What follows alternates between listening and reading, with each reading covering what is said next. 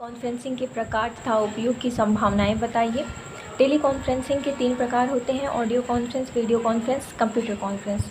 Audio conference में भाग लेने वाले व्यक्ति एक दूसरे से बातचीत तो कर सकते हैं, किंतु एक दूसरे को प्रत्यक्ष नहीं देख सकते। यह मूल रूप से टेलीफोन द्वारा संपन्न होता है, जैसे आजकल विविध भारती पर टेलीफोनिक वार्ताएं प्रसारित होती हैं। वीडियो कॉन्फ्रेंस में भाग लेने वाले व्यक्ति एक दूसरे को देख एवं सुन सकते हैं तथा वार्तालाप भी कर सकते हैं, जैसा आजकल दूरदर्शन पर समाचार के प्रसारण या चुनाव के नतीजों की प्राप्ति हेतु संवाददाताओं से बातचीत का सजीव प्रसारण किया जा सकता है। कंप्यूटर कॉन्फ्रेंस में अलग अलग स्थानों पर बैठे व्यक्ति कंप्यूटर को प्रयोग में लाकर सूचनाओं का आदान प्रदान करते हैं। टेली कॉन्फ्रेंसिंग के उपयोग की संभावनाएं। टेली कॉन्फ्रेंसिंग जैसी नूतन व्यवस्था के उपयोग की संभावनाएं अग्रलिखित हो सकती हैं। पहला है प्रभावी शिक्षण प्रबंधन में, दूसरा दूरस्थ शिक्षा खुले विश्वविद्यालयों में, तीसरा है सुविधा विहीन लोगों तक शिक्षा की उपलब्धता सुनिश्चित कराने हेतु, चौथा है समस्याग्रस्त बालकों अधिगम्य पिछड़े बालकों की शिक्षा हेतु, पांचवा है विषय विशेषज्ञों के विचार से लाभान्वित होने हेतु, छठा है सोच सर्वेक्षण हेतु, सातवां शिक्षकों की जवाबदेही हेतु, आठवां विद्यालय कार्यप्रणाली के मूल्यांकन हेतु, नौवां नवीन शैक्षिक योजनाओं नीतियों की जानकारी हेतु, 10वां अभिभावकों से विचार विनिमय हेतु। इसके बाद है बुनियादी शिक्षण प्रतिमान के तत्व बताइए। बुनियादी शिक्षण प्रतिमान BTM के तत्व। पहला है केंद्र बिंदु अथवा लक्ष्य।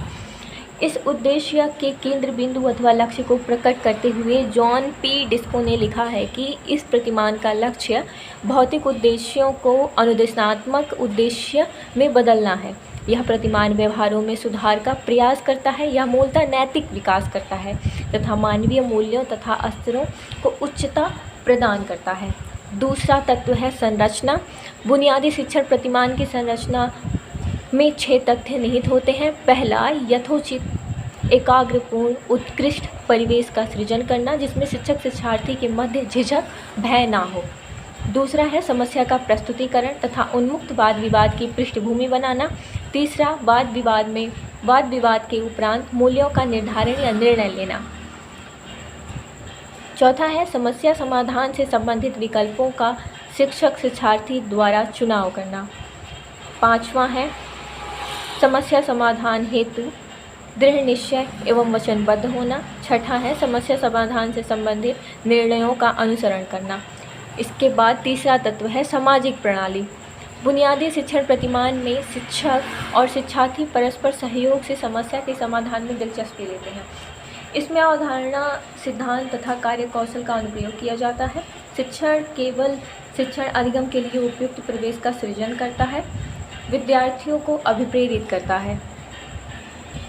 चौथा तत्व है सहयोग प्रणाली।